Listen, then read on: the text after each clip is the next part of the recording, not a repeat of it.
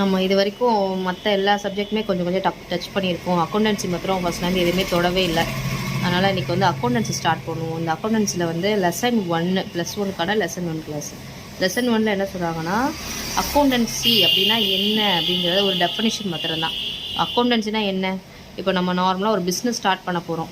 இப்போ ஸ்டார்ட் பண்ணுறதுக்கு நம்ம ஒரு பிஸ்னஸ் பண்ணையில் நமக்கு என்னெல்லாம் தேவைப்படும்? ஒரு முதல் தேவைப்படும், ஒரு சேல்ஸ் பண்ணுவோம், ஒரு விற்பனை நடக்கும், ஒரு சிலருக்கு கடனாக கொடுப்போம், ஒரு இது நம்ம கொடுக்குற பணத்துக்கு வந்து ஒரு இது ஒரு ஒரு இன்கம் வரும். இப்போ இது எல்லாத்த பற்றின கணக்கை ஃபுல்லாத்தையும் நம்ம வந்து என்ன பண்ணோம்னா பதிவு செய்யணும், ரிஜிஸ்டர் பண்ணுறோம். அந்த மாதிரி விஷயத்தை தான் இந்த அக்கௌண்டன்சியில் வந்து நம்ம பார்ப்போம். இப்போ ஃபஸ்ட்டு என்ன சொல்கிறாங்க பாருங்க, கணக்கு பதிவியல் அப்படிங்கிறது வந்து அக்கௌண்டன்சி. இதில் நார்மலாக நமக்கு என்ன தெரியும், சிம்பிளாக பார்த்தா வரவு செலவு அப்படிங்கிறத சொல்கிறது. அப்புறம் வந்து நிதினா பணத்தை பற்றி பேசுகிறது, பணத்தை பற்றினது, அளவு, அந்த பணத்தை வந்து எப்படி எவ்வளோ இருக்குதுன்னு மெஷர் பண்ணுறது, அளவிடுறது, பதிவு செய்கிறது. அதே தான் சேம் இங்கிலீஷ் சைட்லேயும் credit debit day to day ஒரு நாளும் அந்த கணக்கை வந்து ஒரு பிஸ்னஸில் என்ன பண்ணணும்னா ஒவ்வொரு நாளுமே அதை வந்து நம்ம டிரான்சாக்ஷன் வந்து ரெக்கார்ட் பண்ணணும். டே டு டே டிரான்சாக்ஷன் வந்து நம்ம ரெக்கார்டிங் பண்ணுறது. இது வந்து சும்மா நமக்கு ஒரு டெஃபினேஷன், ஓகே இப்போ அக்கௌண்டன்சினா இதுதான் அப்படின்னு புரிஞ்சுக்கிறதுக்கு. இப்போ கணக்கு பதிவியலோட மீனிங் என்ன வருதுன்னா, நிதியின் தகவல்களை இனம் காணுதல். அப்படின்னா ஐடென்டிஃபை பண்ணுறது, கண்டுபிடிக்கிறது.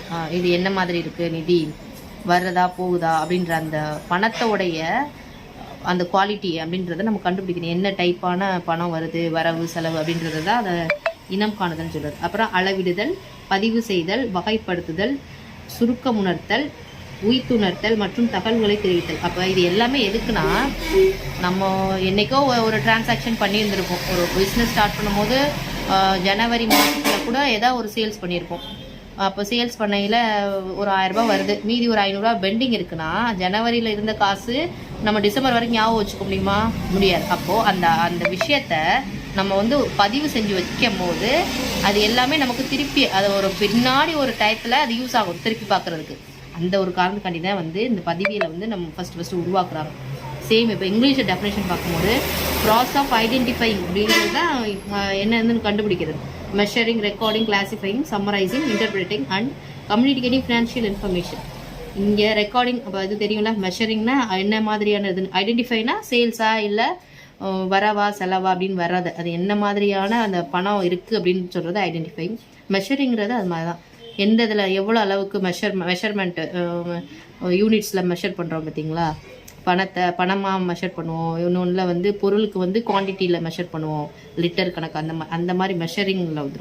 இன்னொன்று வந்து ரெக்கார்டிங், அந்த எல்லாத்தையும் வந்து என்ன பண்ணணும், ரெக்கார்ட் பண்ணணும்.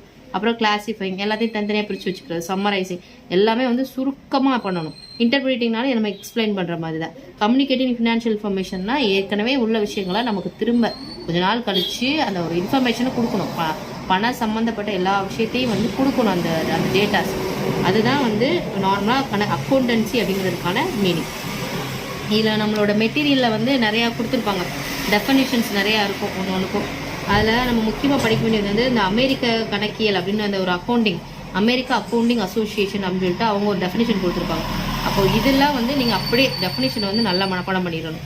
வேறு ஃபஸ்ட்டு லெசனில் பார்க்க வேண்டியதில் வந்து கணக்கியல் சுழல் ஒன்று இருக்குது. அப்போது இதுதான் அந்த சார்ட்டு, இதையும் பார்த்துக்கணும். இங்கிலீஷில் தான் இருக்குது. அப்போது அக்கௌண்டிங் இந்த சைக்கிளை பார்த்துக்கணும். ஃபஸ்ட்டு ஸ்டார்டிங் டிரான்சாக்ஷனு, இங்கே இருந்து தான் ஓப்பனிங் என்ட்ரி தான் முதல்.